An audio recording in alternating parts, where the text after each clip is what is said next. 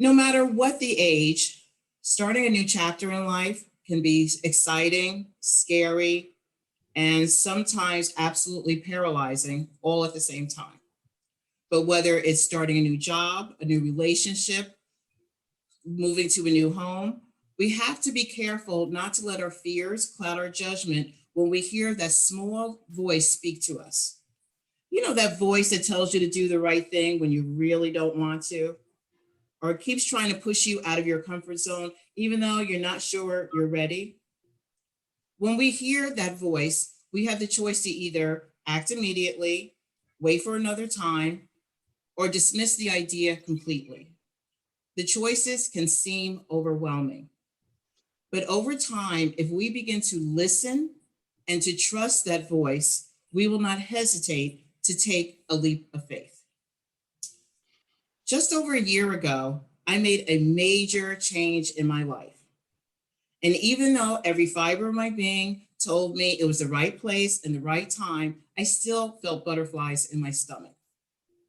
I mean, there I was, middle aged, no numbers, please, moving all alone from New York State to Florida.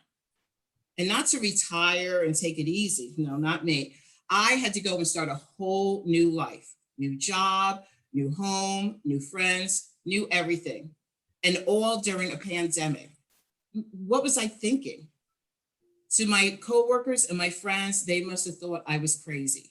And to my immediate family, who's used to me listening to that small voice, probably wish that thing would finally muzzle itself. But at least they had the consideration not to tell me. But you see, for over 4 years, my life seemed to be put on hold ever since my husband's death. It was as if I was waiting for what I had no idea. But whatever it was, I knew I couldn't get it and find it in my current state of mind. And anytime I thought about moving, I would break out in a sweat and sometimes tears. I still continued to pack, to purge, and to say goodbye to the ones I love. And that entire time, that little voice kept saying, it's time, it's time. And I knew that, yes, it was definitely time for me to start a new life. Now, you may not know this about me, but I'm a planner. I plan things step by step by step by step, whether it's a day, a week, a month, a year, it doesn't matter. I get a lot of use out of my yearly planner. So I had this move planned for months before the pandemic hit. But if we learned anything in this past year and a half or so, is that your plans can derail at a moment's notice. No matter how well you plan, nothing is guaranteed. Absolutely nothing. But so when the pandemic hit, I said, that's it. I can't move. It's over.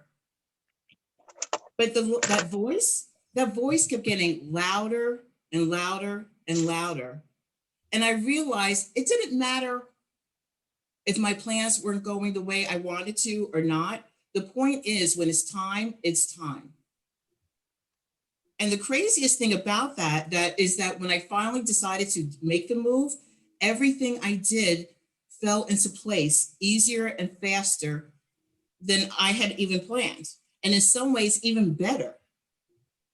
It was as if everything and everyone had been waiting for me to make that move, to take that leap of faith. And I suddenly realized I was exactly where I needed to be. I was home.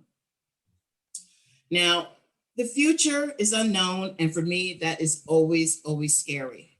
But what I find scarier is not listening to that intuition, not listening to that voice inside of me.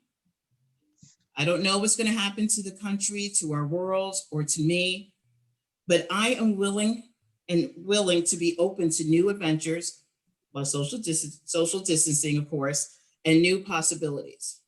Because I know for whatever reason, I was brought here for a reason, and I am super excited to see exactly what that reason is.